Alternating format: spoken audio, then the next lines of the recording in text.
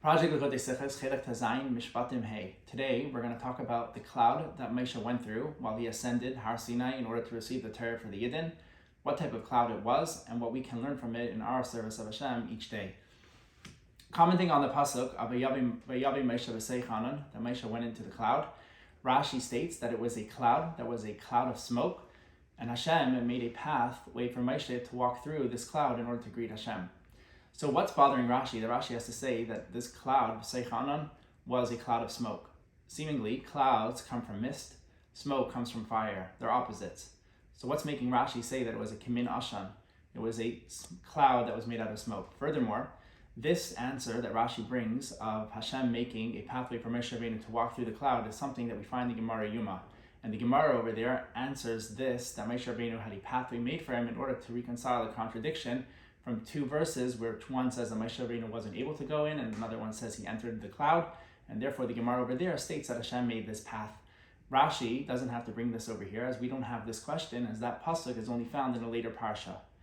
Furthermore, we had in a previous parsha, in Parshas Yisrael, where the Torah describes Moshe Rabbeinu entering through three various levels of cloud, and Rashi doesn't comment anything. It says that Moshe went through Cheshech, Anan, Barafel, through darkness, cloud, more fog, and Rashi doesn't comment anything over there. So what's compelling Rashi in our parsha to tell us that Moshe Rabbeinu went through this cloud? It was a cloud of smoke, and Hashem made a pathway for him to walk through.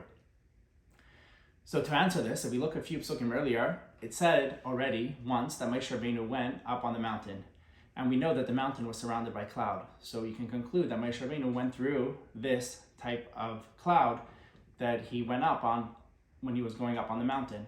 Now in our pasuk, the Torah again states that Moshe went through a cloud. Therefore, Rashi learns that it must be a different type of cloud, because the Torah is precise, and the Torah doesn't repeat something unless there's something new for us to learn. So what is it for us new that we can learn from this pasuk? Rashi says that it was a different type of cloud.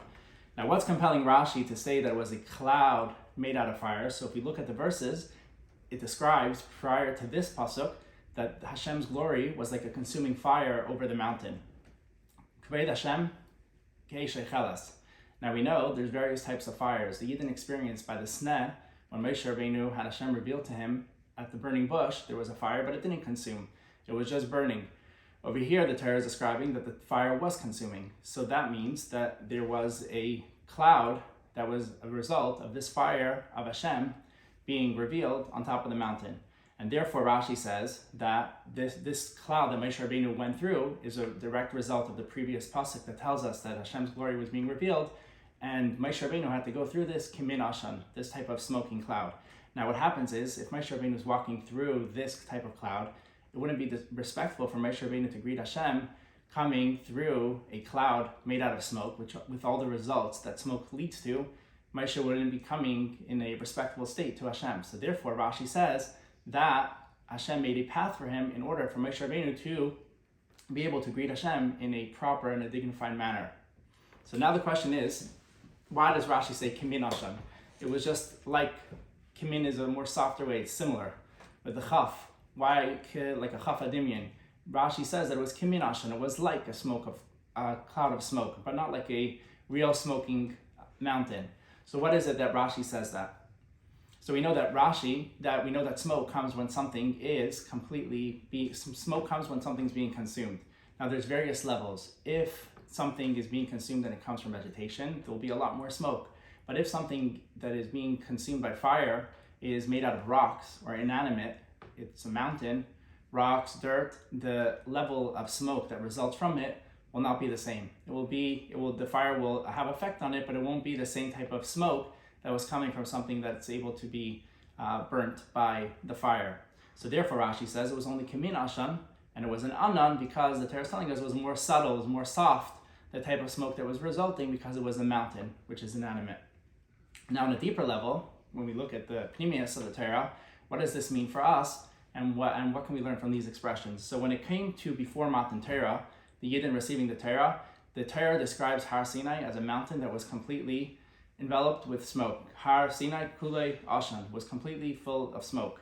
But in our parsha, which is after Matan Torah, and it's describing Moshe Rabbeinu going up on the mountain to get the luchos and come back down 40 days later, over here it just says Anan. So why the difference?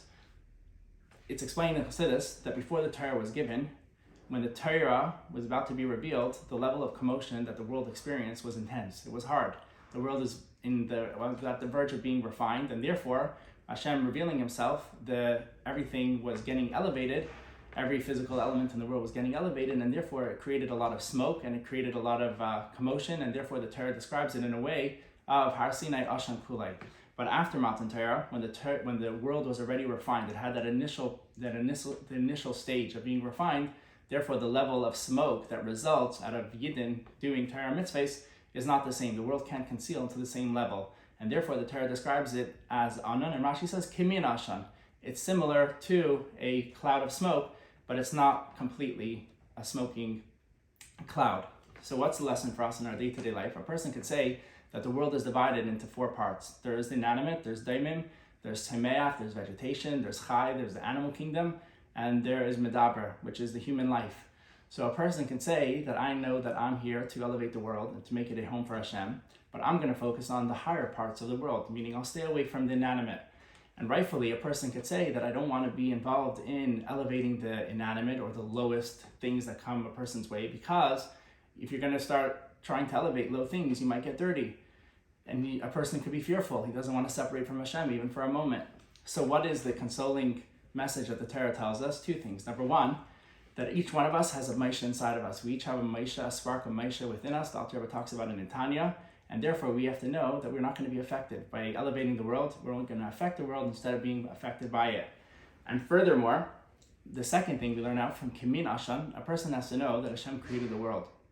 Innately, everything is good and everything is godly. And it's our job to reveal that godliness in the world. And therefore, Rashi says, Kimin Ashan, that the experience that Moshe Rabbeinu had walking through this cloud was just similar to a cloud of smoke, but it wasn't completely a cloud of smoke, which means to us, the idea that the world can't completely conceal over godliness, as innately it's good, and it's our job to reveal it. And if once you dig a little bit and you go beyond the surface, you'll realize how it's truly good and you'll bring it out.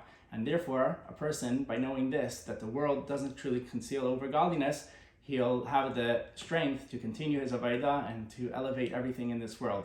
And that's the message for us as we're going on to the next parshiyos of receiving the Torah with more details and in more depth, that it's a prerequisite to do this type of avodah, and that is to go out in the world and to elevate every single part of it. And through doing this, we're going to be zeicha to the coming of Mashiach speedily.